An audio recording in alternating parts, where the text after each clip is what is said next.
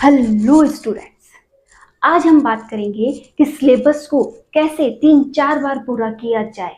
सब कहते हैं सिलेबस पूरा करो, हमसे तो एक बार नहीं हो रहा। हम ऐसा क्या चेंजेस करें कि हमारा भी सिलेबस 3-4 बार पूरा हो जाए।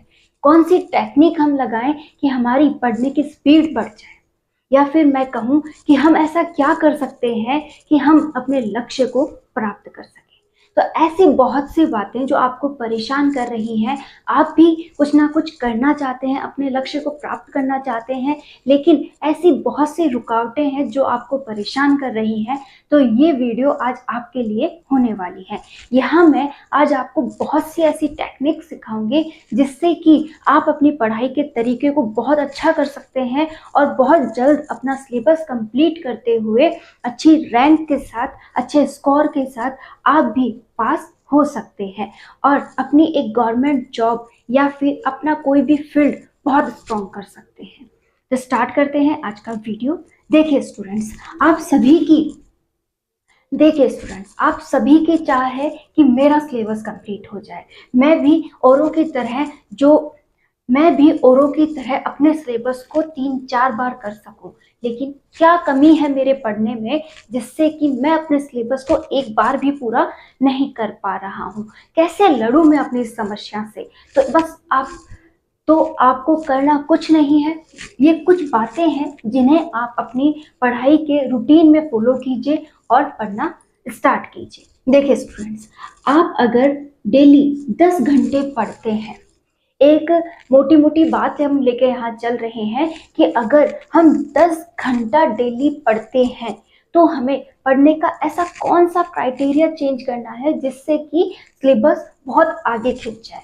तो स्टूडेंट्स, आपने देखा होगा, मान लेते हैं हम फर्स्ट ग्रेड की तैयारी कर रहे हैं।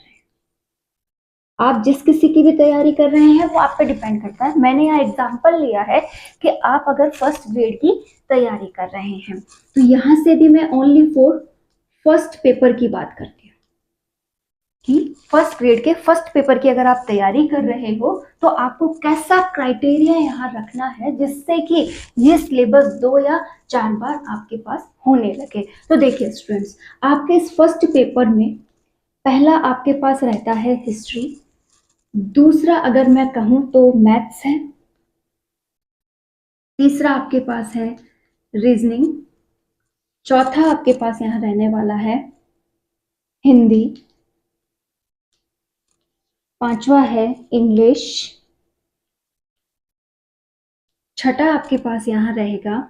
तो अगर मैं बात करूं फर्स्ट पेपर की, तो यहाँ फर्स्ट पेपर में अमूमन इतने सब्जेक्ट आपको पढ़ने हैं, लेकिन इनमें से ऐसे बहुत से सब्जेक्ट्स हैं या तो हमारा इंटरेस्ट नहीं है या फिर इनमें से कई सब्जेक्ट हैं जो हमें आते नहीं हैं। अब हम इनको कैसे तैयार करें कि हमारा सिलेबस जो है वो क्या हो जाए, 100% तैयार भी हो जाए और मजबूत भी हो जाए, कोई टॉपिक यहाँ से छूटे ना, और अगर छूटे तो वो थोड़ा बहुत टच किया हुआ जरूर हो, कि एक बार उसको सरसरा पढ़ा हुआ हो कि बाय मिस्टेक इनमें से भी मैं कोई क्वेश्चन अटेंड कर सकता हूँ।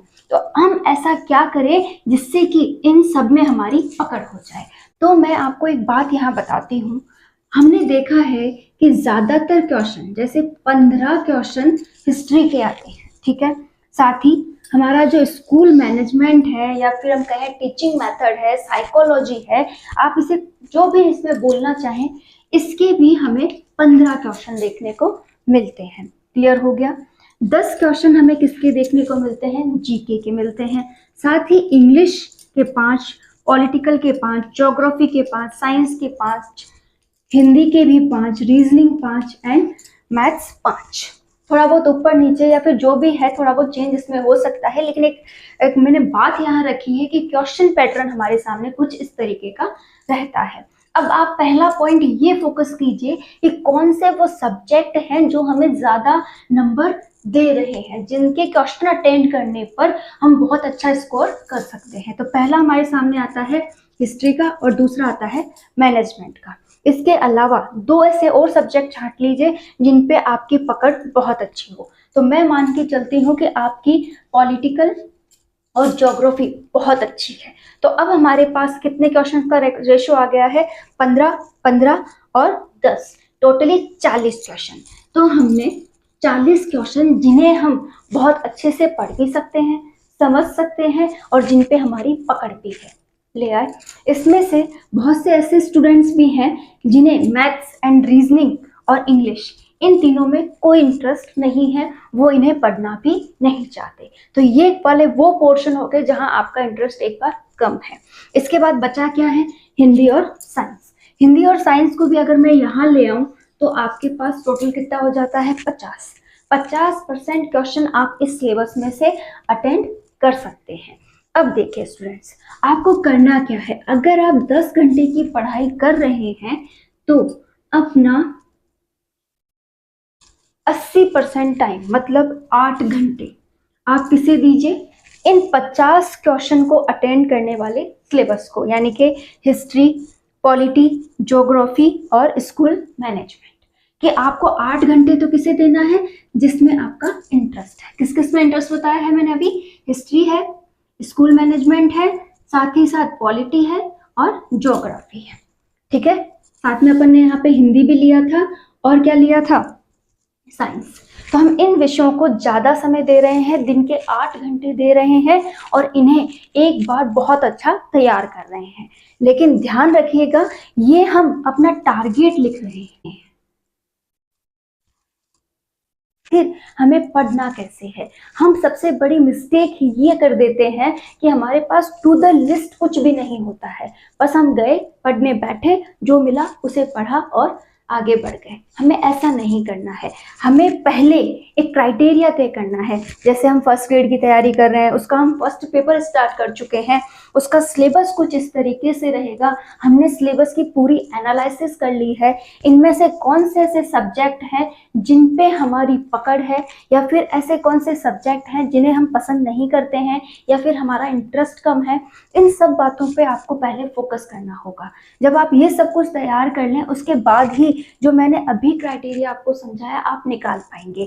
मैंने कहा कि ये 50% क्वेश्चन आप बहुत अच्छे से अटेंड कर सकते हैं। बचे हुए जो ये क्वेश्चन पैटर्न है, इसको आप अपना बिना इंटरेस्ट के टॉपिक में डाल दीजिए। अब आगे आपको क्या करना है वो देखिए। आप फिक्स कीजिए कि मुझे मिनिमम 10 घंटे या 8 घंटे की स्टडी तो डेली करनी ही है। अगर मान लेती हूँ आप 10 घंटे की पढ़ाई कर रहे हो तो 8 घंटे यानी कि अपने दिन के 8 घंटे आपको किसको देने हैं, अपने इंटरेस्ट को देने हैं। ये 50% क्वेश्चन अटेंड करने को देने हैं। तो आप क्या कर रहे हैं, इन सबको 8 घंटा पढ़ रहे हैं। अब बचे क्या हमारे पास, 2 घंटे। 2 घंटे में आपको इन सबको लेना है। कौन कौन है, मैथ्स, रीजनिंग, साथ ही साथ कौन बचा था, जीके और इंग्लिश। आप इन 4 को यहाँ ले रहे हैं और इन्हें घंटा कितना दे रहे हैं, मात्र 2। अब क्वेश्चन यहाँ बन जाता है आपका कि मैम इतने सारे सब्जेक्ट तो फिर भी पढ़े हुए हैं, इनको 8 घंटा दे दिया, इन 4 को हम यहाँ 2 घंटे में कैसे पढ़े। इस पर भी बात है, आपको क्या करना है, एक साथ यहाँ सभी सब्जेक्ट को नहीं पढ़ना है। आपने जब टारगेट तय किया था उसमें आपने ये तो सिलेबस वाइज समझा था। अब आपने घंटे भी फिक्स कर लिए कि मैं 10 घंटे पढ़ रहा हूँ, लेकिन हमने अभी मंथ फिक्स नहीं किए हैं कि मिनिमम मुझे 4 जो महीने हैं उसमें, चाहे मैंने पहले पढ़ा था या चाहे मैंने अब पहले नहीं पढ़ा था, मैं नया हूँ तो भी और मैं पुराना हूँ तो भी, मुझे 4 महीनों में अपना सिलेबस कंप्लीट करना है। ये बात आपको सोच के रखनी होगी। अब 4 महीने का आपने टारगेट ले लिया है तो अब आपको सब्जेक्ट भी उसी के बेस पर उठाने हैं। कैसे कि एक बार मेरा जो कॉम्बिनेशन होगा उसमें मैं क्या उठाऊंगा, हिस्ट्री और मैनेजमेंट, कि जो भी मेरे टॉपिक हैं उनमें से मैंने 2-2 के जोड़े बनाए। पहला मेरा जोड़ा बनता है हिस्ट्री और स्कूल मैनेजमेंट का या साइकोलॉजी का, जो भी आप बोले। इन दोनों को मैंने स्टार्ट कर दिया और मैं दोनों को क्या कर रहा हूँ, 8 घंटे दे रहा हूँ। क्लियर हो गया कि 1 महीने का मेरा टारगेट है कि मैं हिस्ट्री और जो स्कूल मैनेजमेंट है उसे 8 घंटे डेली पढ़ रहा हूँ। एक्स्ट्रा कुछ नहीं उठाया, बर्डन तैयार नहीं किया है। 2 सब्जेक्ट है, 8 घंटे दे रहा हूँ, 1 महीने का टारगेट रखा है। अमूमन आपके पास 200 या 150 पेज पर के होंगे, मतलब टोटली आपको यहाँ पर 300 पेज के समथिंग पढ़ाई करनी है। फिक्स हो गया, ठीक है। अब आप क्या कर रहे हैं, इन 2 सब्जेक्ट को 8 घंटे देते हुए 1 महीने में पढ़ने का टारगेट लेकर चल रहे हो। क्लियर है? अब इधर भी यही काम करना है। आपको 2 घंटे मिले हैं तो आप क्या कर सकते हैं, थोड़ा जैसे एक कोई सब्जेक्ट ले लीजिए, मैंने बताया है जैसे आप कोई भी एक सब्जेक्ट ले लीजिए, मैथ ले लिया, इसे आप 1.5 घंटा पढ़िए और आधा घंटा आप किसे पढ़ लीजिए, जीके को। क्लियर हो गया? हमने फिर से 2 का कॉम्बिनेशन बना लिया। इसी तरीके से नेक्स्ट जो रूटीन आएगा उसमें आपको क्या करना है, फिर से इन 2 को, ठीक है, ये जो नेक्स्ट रूटीन आएगा उसमें से मान लीजिए आपने रीजनिंग और जीके तैयार कर लिया, ठीक है, फिर से नेक्स्ट आएगा उसमें इंग्लिश और जीके कर लिया। जीके तो हमारा रोज बनता है तो रोज पढ़ना पड़ेगा, आधा घंटा कोई ज्यादा नहीं है, इसलिए जीके को तो रोज लेके चलो। साथ ही साथ हमें क्या करना था, मैथ और जीके, रीजनिंग और जीके, फिर इंग्लिश और जीके। इस तरीके से 3 महीनों में हम इनको भी क्या कर रहे हैं, पकड़ दे रहे हैं। और इधर भी हमारे साथ क्या हो रहा है कि 1 महीने में हमने हिस्ट्री और मैनेजमेंट लिया, दूसरे महीने में हम क्या ले रहे हैं, पॉलिटिकल और ज्योग्राफी, नेक्स्ट महीने में हम क्या ले रहे हैं, हमारा हिंदी और साइंस। इस तरीके से 3 महीने में ही हम क्या कर रहे हैं, अपने सिलेबस को बूस्ट कर रहे हैं, उसे मजबूत कर रहे हैं। हो गया? अब मैं ये मान के चल रही हूँ कि आपका सिलेबस 3 महीनों में एक बार हो गया है। क्लियर है? अब आगे का समय हम कैसे यूज करें उसको देखिए। अभी जो हमने क्राइटेरिया ले रखा था इसको हमें जस्ट उल्टा करना है। कैसे? कि अब आपको क्या करना है, अपने दिन का 20% समय तो अब किसको देना है, जिसे अपन 80% समय दे रहे थे। कहने का मतलब है आपको history, management, polity, geography, Hindi and science, इन सभी को अब क्या देना है, 20% समय, मतलब 2 घंटे। 2 घंटे का कहने का मतलब है जो हमने पढ़ लिया है उसे 2 घंटे में आपको रिवाइज करना है। अब बचा हुआ 80% समय आपको किसे देना है, जिन्हें आप ना पसंद करते हैं, जिन्हें आप पढ़ना ही नहीं चाहते, आप एक फॉर्मेलिटी वाइज इन्हें यहाँ पे पढ़ रहे थे तो थोड़ा बहुत तो समझ में आ रहा था, पेज पलट लिए थे तो सरसरी नजर से कुछ तो माइंड में बैठा। 3 महीने दिए हैं तो आपको इंटरेस्ट भी आया। अब उसे क्या कर लीजिए, अपने पसंदीदा में गिनने लग जाइए, क्योंकि हमारा मन है, क्योंकि जो हमारा मन है वो हमारे बहकावे में चलता है। उसे बोलिए हाँ मुझे ये पसंद है, ठीक है। तो इन पसंदीदा सब्जेक्ट को अब आप 80% टाइम दीजिए। जब इन्हें 80% टाइम देंगे, सब पे पूरी मेहनत करेंगे, तो ये भी क्या हो जाएंगे, स्ट्रांग हो जाएंगे। एक बात ध्यान रखिएगा, हमें पढ़ना सिलेबस का सब कुछ है, लेकिन ये नहीं है कि रोज ही मैं सभी सब्जेक्ट को पढ़ रहा हूँ। अगर आप ऐसा कोई टारगेट लेके चल रहे हैं तो आपका सिलेक्शन नहीं होने वाला है। बुरा मानने की बात है ही नहीं, आपका सिलेक्शन नहीं होगा, क्योंकि वो आप क्या कर रहे हो, बच्चों की तरह रीडिंग मार रहे हो। आपको करना क्या है, एक स्मार्ट स्टडी करनी है कि पहले अपना टारगेट फिक्स कीजिए, उसका सिलेबस एनालिसिस कीजिए, उसमें से इम्पोर्टेंट और थोड़ा कम इम्पोर्टेंट चीज़ों को पहले छांटिए, अपनी पसंद और नापसंद को तय कीजिए। जैसा कि अभी मैंने आपको एक एग्जाम्पल के तौर पे बताया। इतना सब कुछ करने के बाद अपने जो पढ़ाई का टाइमिंग है उसे सेट कीजिए। फिर आप क्या कीजिए कि किसे कम और किसे ज़्यादा मैं एक बार लेके पढ़ूंगा। एक बार में 2 सब्जेक्ट से ज्यादा बिल्कुल मत पढ़िए, वो बर्डन तैयार होता है। जैसे आप हिस्ट्री से थके तो मैनेजमेंट ले लिया, मैनेजमेंट से थके तो हिस्ट्री ले ली, बस इनके इर्द गिर्द इनकी दुनिया में घूमिए और इतना शानदार पढ़िए कि हर एक टॉपिक पर आपकी पकड़ हो। हिस्ट्री पढ़ रहे हैं तो 1857 की क्रांति पढ़ रहे हो तो पूरे माइंड में 1857 की क्रांति आपके आसपास दिखनी चाहिए। बाकी आपकी कोई हालात, कोई परिस्थितियां, कोई रिश्तेदार, कोई भी आपकी एक्टिविटी आपके माइंड में नहीं होनी चाहिए। ओनली फॉर यही चीजें आपके माइंड में होनी चाहिए, तभी आप पढ़ाई को एक सक्सेसफुल वे में लेके चल रहे हो, अदरवाइज कुछ नहीं है, ठीक है। इसी तरीके का जस्ट उल्टा हमने यहाँ कर लिया। अब हमारे पास क्या हो गया, इन सब की तो क्या चल रही है, रिवाइजिंग, और यहाँ क्या हो रहा है, फिर से एक बार जो सब्जेक्ट हमें पसंद नहीं थे उन्हें भी हम क्या कर रहे हैं, बहुत ज्यादा स्ट्रॉन्ग कर रहे हैं। तो अब हमने क्या कर लिया है, अपने सब्जेक्ट पर, या फिर मैं कहूँ कि अपने फर्स्ट पेपर के सब्जेक्ट्स पर हमने बहुत अच्छी पकड़ बना ली है। 100% वो तैयार है। इस वक्त अगर आपसे कोई कहे कि हाँ अब कल तेरा एग्जाम है, देख कर आप बोल रहे हैं कि हाँ मैं तैयार हूँ, मैं देने जा रहा हूँ, तो आपने ये बहुत शानदार मेहनत की है। और आपके मन में डाउट आ गया कि नहीं अभी मैं तैयार नहीं हूँ, तो आपने कहीं ना कहीं पढ़ाई में चूक की है। और वो पढ़ाई की चूक ही आपको क्या करवा रही है, आपको लक्ष्य से दूर कर रही है।